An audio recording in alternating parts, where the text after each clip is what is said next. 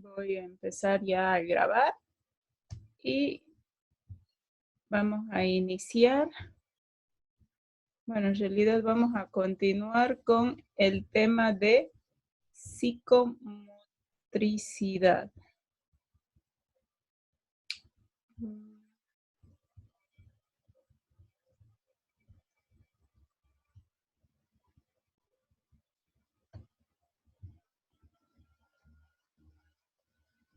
Bueno, en la pantalla ustedes ya pueden evidenciar de que el día de ayer habíamos podido ver los fenómenos de la psicomotilidad, ¿no es cierto? Y ahora nos vamos a enfocar a los trastornos de la psicomotricidad. Para hacer así un resumen de lo que es la psicomotricidad, es bueno que me recuerden ustedes de que aquellos tenían que ver más con aquellos actos de ejecución, aquellos actos donde implican ya alguna alteración que es evidentemente neurológica. Entonces, todo esto se atribuye a que debe haber algo que se está efectuando y que tenga que ver con una estructura cerebral ya defectuosa o alguna alteración precisamente del movimiento que tiene un origen motor. Entonces, todas estas alteraciones son las que vamos a ir a ver. Dentro de estas alteraciones, ustedes pueden ver de que tenemos los temblores, tenemos la rigidez, tenemos los tics, tenemos las disinesias y tenemos las convulsiones. Uno por uno vamos a ir desglosando y posteriormente vamos a ver dos trastornos que se ven con mucha frecuencia. Bueno, en realidad que se han visto algunos con mucha frecuencia hace años antes y ahora lo que sí se ve dentro de lo que es la sintomatología adversa de un tratamiento que se utiliza en la psiquiatría y que precisamente afecta a los trastornos de la psicomotricidad. Para ir definiendo lo que son los temblores, y que son aquellos movimientos que vienen a ser repetitivos, involuntarios, regulares, rítmicos, que afectan a segmentos alejados de las extremidades y que además de esto se puede deber a una diversa cantidad de causas.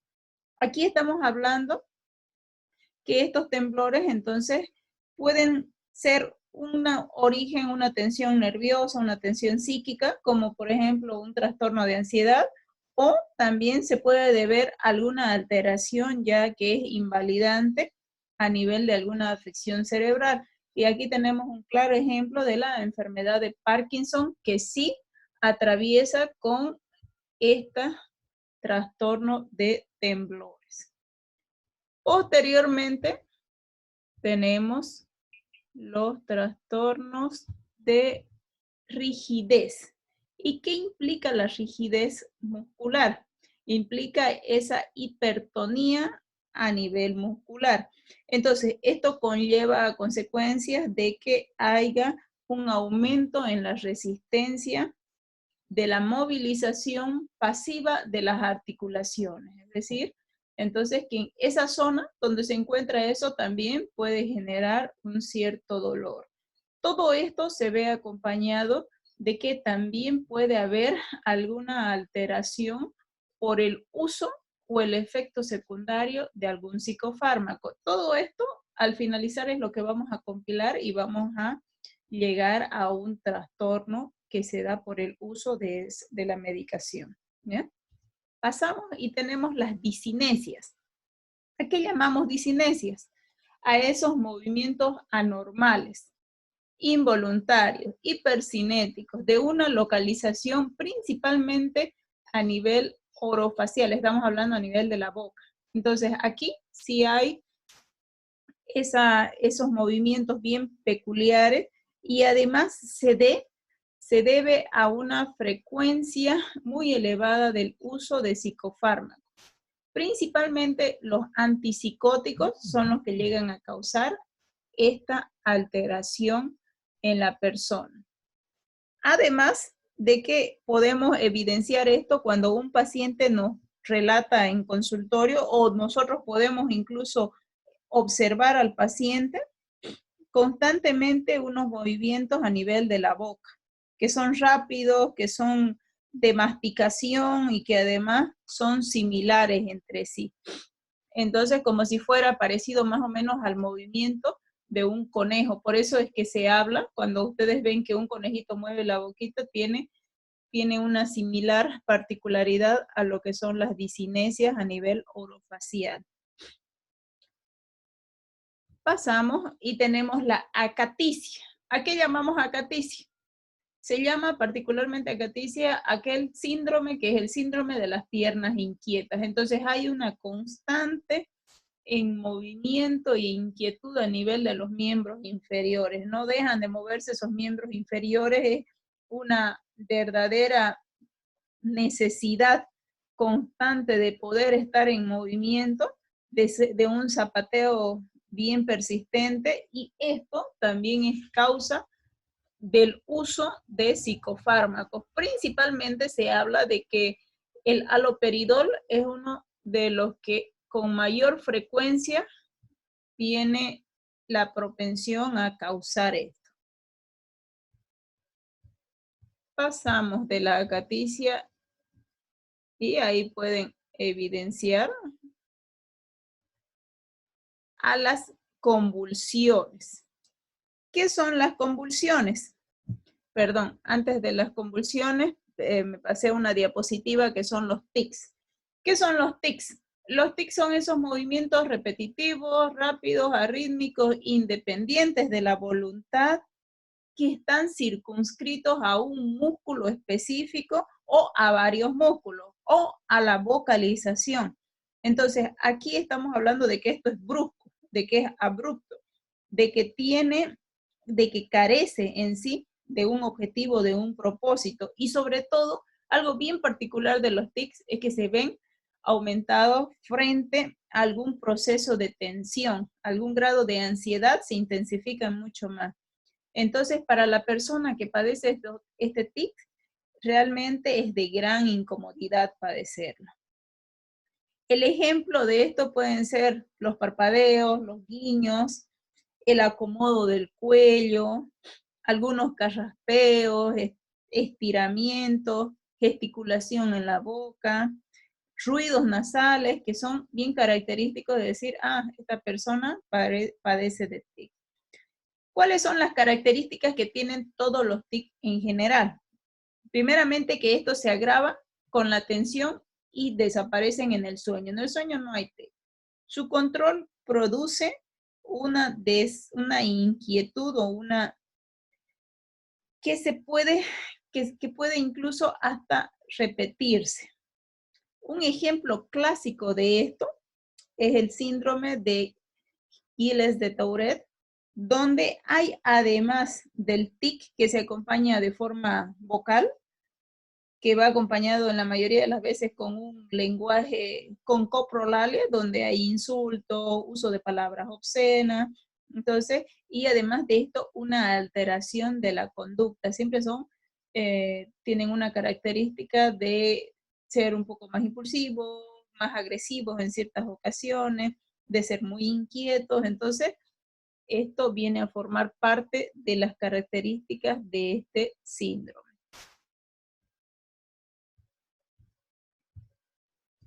Acá tenemos el ejemplo con la imagen que pueden evidenciar. Y pasamos a las convulsiones. ¿Cuáles son las convulsiones? Las convulsiones son aquellas contracciones violentas de la musculatura voluntaria, ¿no? Donde puede clasificarse además en dos grandes grupos. Se habla incluso de las epilepsias de tipo orgánica y las que no son de tipo orgánica. En las de tipo orgánica es la clásica, la común, en donde el paciente o la paciente que padece de estas crisis convulsivas tiene además la pérdida de conciencia, tiene la relajación de los esfínteres, la midriasis, y en ocasiones hay el áurea previa, entonces esa manifestación de que va a iniciar la crisis convulsiva. Pero además de esto, tiene la apnea, tiene la fase tónica, tiene la fase convulsiva y viene la recuperación. Entonces son características propias de lo que es las crisis convulsivas y que son bien característicos de un origen orgánico. Cuando ya no hablamos de un origen orgánico en las crisis convulsivas, en las convulsiones, hablamos ya de un origen psicosomático o de un origen psíquico. Y aquí implica y abarca todo lo que ya es el área de la psiquiatría, porque se hablan de pseudocrisis, de convulsiones que en realidad vienen a formar parte hasta de un patrón que no cumple todo lo que debiese ser. Entonces, dentro de esto, evidentemente no va a cumplir lo característico de lo orgánico.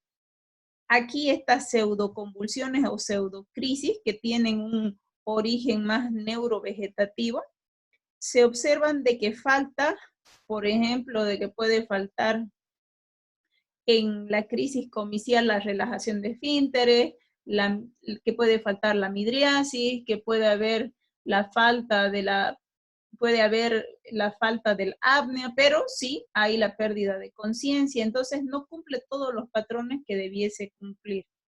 Es muy raro que se presenten estas crisis cuando el paciente además se encuentra solo. Eso es una particularidad muy importante porque casi siempre es cuando hay presencia de otras personas que tienen que evidenciar que sí está padeciendo la crisis convulsiva.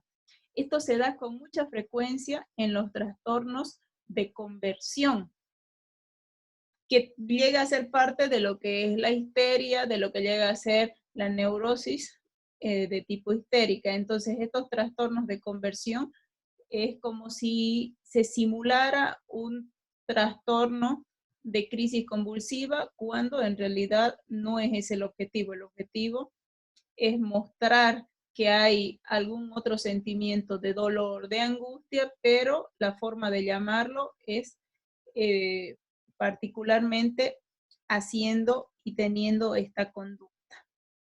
Entonces, ¿cuál va a diferenciar y cuál va a ser la forma de poder realizar un diagnóstico certero para decir tiene una epilepsia de tipo orgánico o de tipo no orgánico? Seguramente el electroencefalograma.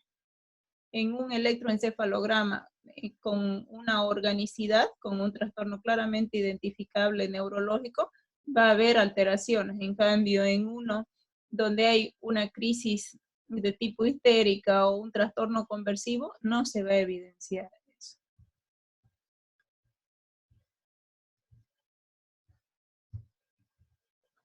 Y bueno, terminamos ahí con la exploración de la conducta motora. Imprescindible para poder evaluar la conducta motora de nuestro paciente, nosotros tenemos que realizar por medio de nuestra observación.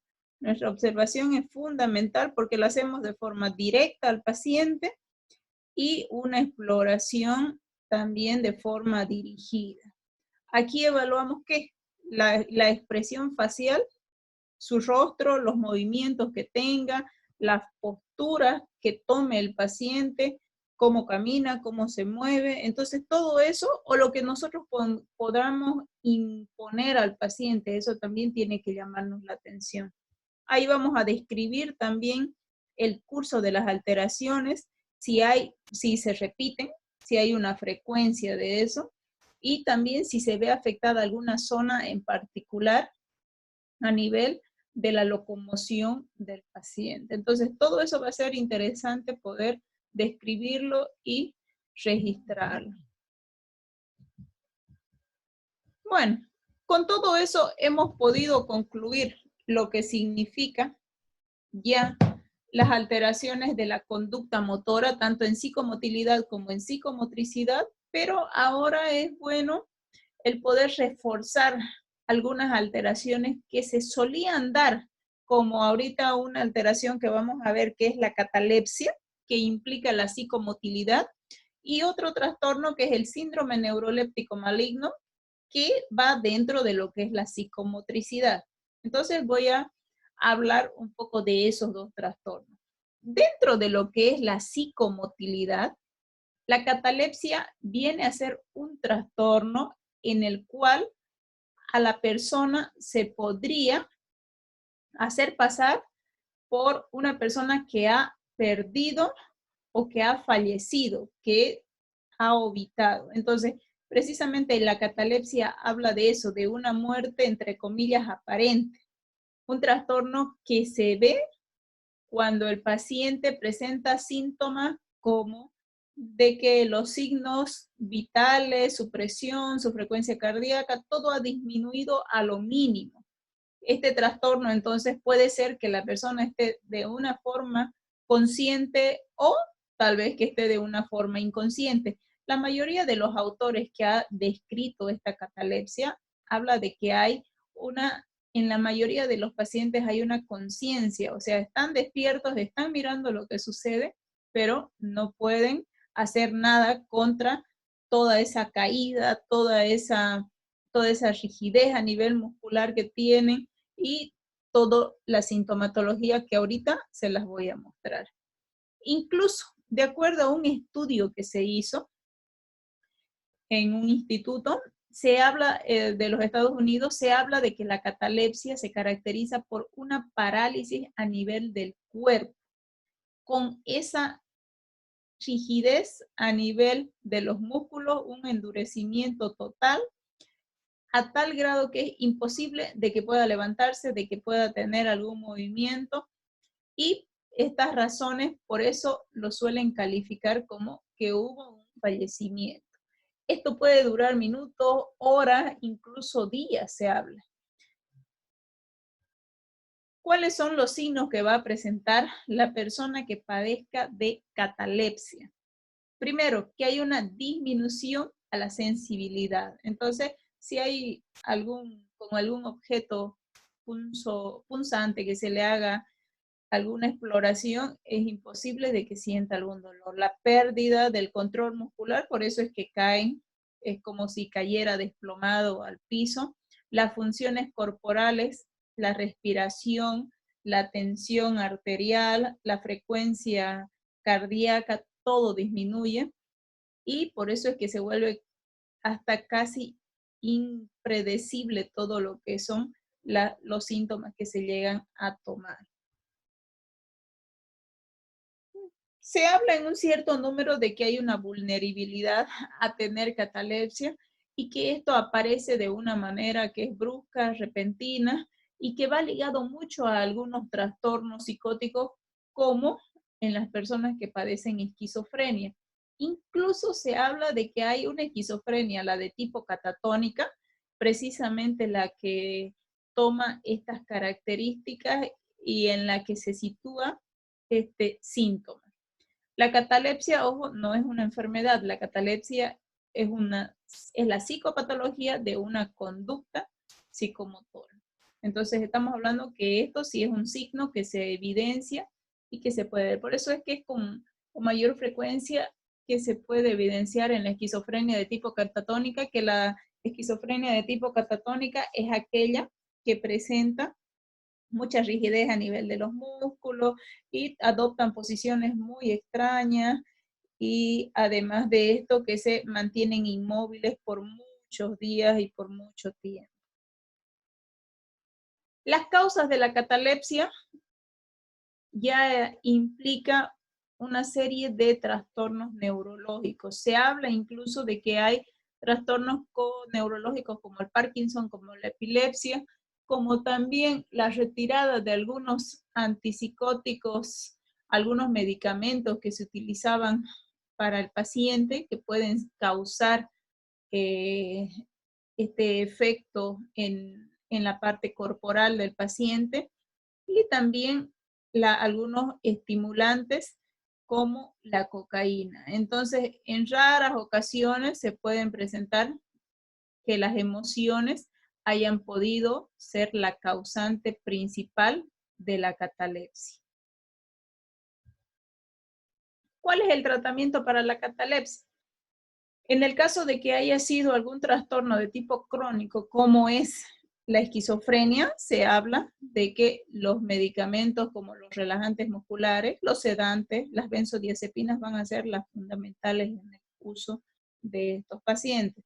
Además de que también, si ha habido una discontinuación del antipsicótico, seguramente se va a volver nuevamente a colocar el antipsicótico para que el paciente vuelva nuevamente a no tener esta alteración psicomotora. Entonces, todo esto hay que tomar en cuenta, la psicoterapia fundamental, que seguramente va a ser posterior a que recobre la fuerza muscular, a que la tensión y el endurecimiento de los músculos pase, y todo eso va a ir a medida de que avance el tratamiento farmacológico. Les comento que la catalepsia como tal, ya en años pasados, estoy hablando de los años 1900, 1800, se daba con bastante frecuencia en la China y bueno, ya cuando llegó a Sudamérica fue en Chile.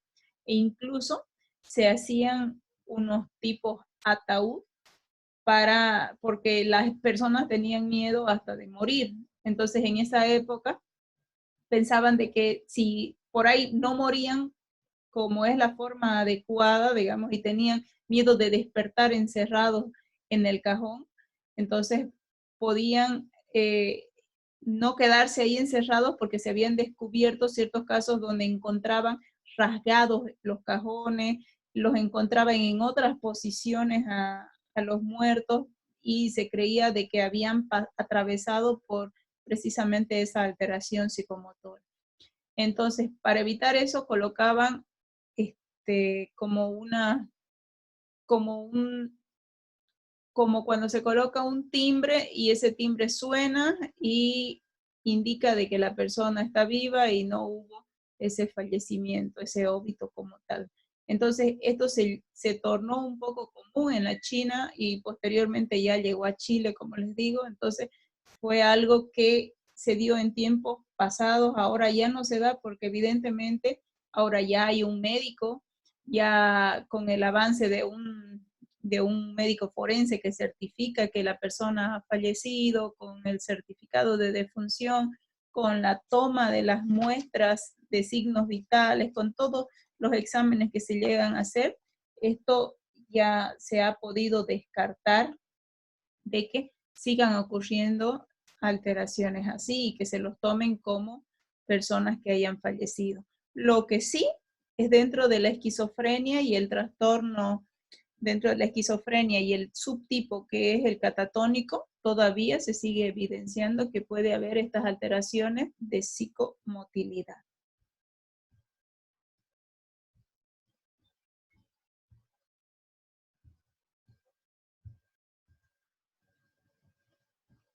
Pasamos acá y vamos a ver el síndrome neuroléptico maligno. Y dentro del síndrome neuroléptico maligno, tenemos que hablar indudablemente de todo lo anterior que ya hemos hablado en la psicomotricidad, la rigidez, la disinesia, la acaticia. Entonces, esos son síntomas y signos que van a formar parte del síndrome neuroléptico maligno. Cuando avancemos en psiquiatría, la parte de psicofarmacología, que implica el uso de la toma de medicamentos como antipsicóticos que van a ir precisamente, ¿no?, a disminuir la psicosis, las alucinaciones, los delirios en el paciente y mejorar su conducta. También hablamos de sedantes que tranquilizan, hablamos de estabilizadores del estado de ánimo que disminuyen la impulsividad, hablamos de medicamentos antidepresivos que mejoran el estado de ánimo. Entonces, todo eso tiene lugares en donde realizan su forma de acción. Entonces, en el síndrome neuroléptico maligno va dirigido principalmente a los antipsicóticos, a los efectos secundarios y efectos adversos que por tomar esa medicación llegue a causar en el paciente. Entonces, toda la sintomatología viene acompañado del uso de eso. Por eso es que se habla acá, si ven en su pantalla, el síndrome neuroléptico maligno es una de las complicaciones más peligrosas del uso de un tratamiento antipsicótico.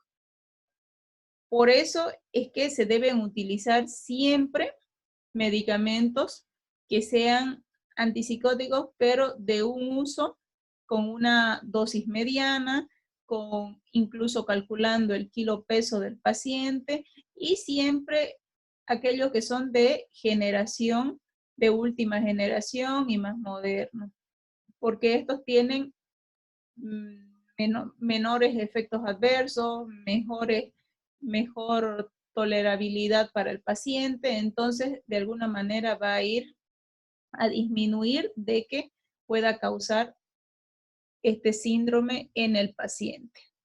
Se habla de los que causan con mayor frecuencia a los antipsicóticos de primera generación. O sea, los de primera generación son los antiguos, los que se han inventado por primera vez para disminuir todos esos pensamientos y todas esas alteraciones del comportamiento de la persona.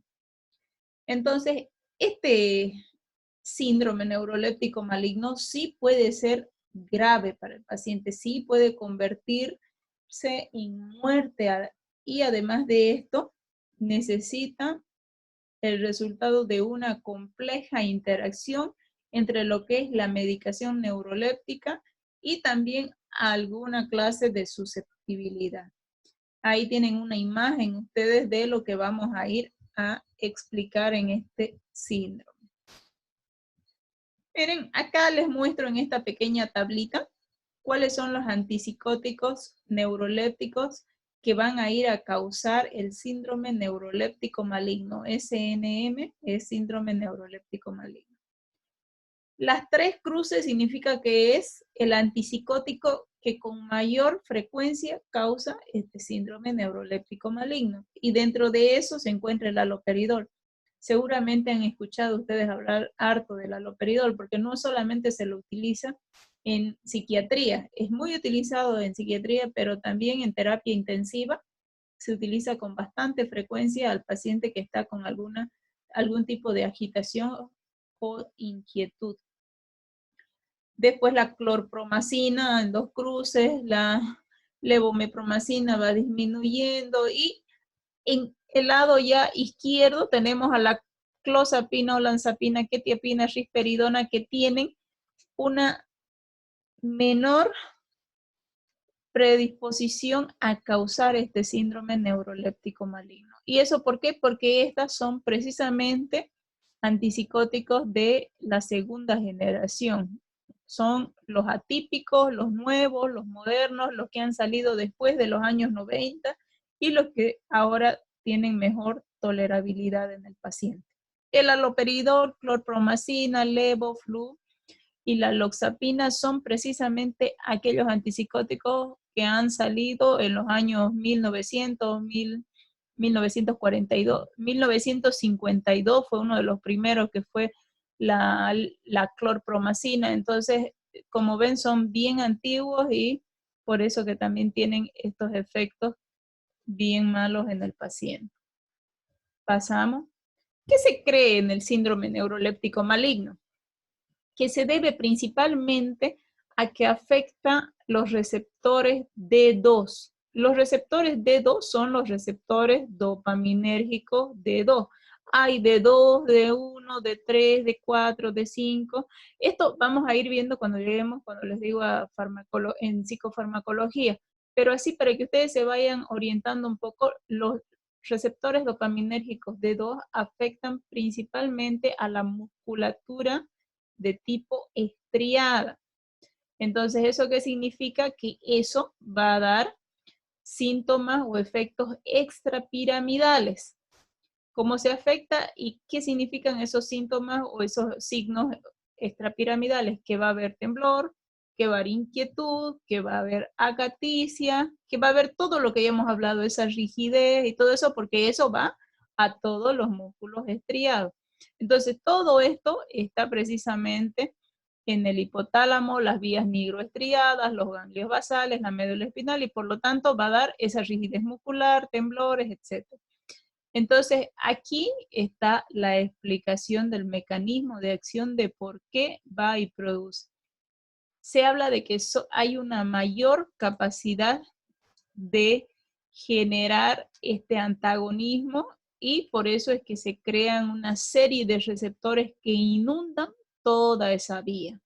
Y por eso es que en el paciente se ve totalmente rígido, paralizado y robotizado.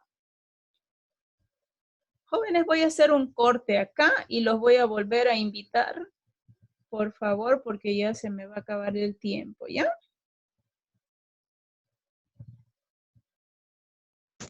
Ya, doctora. Ahorita los invito.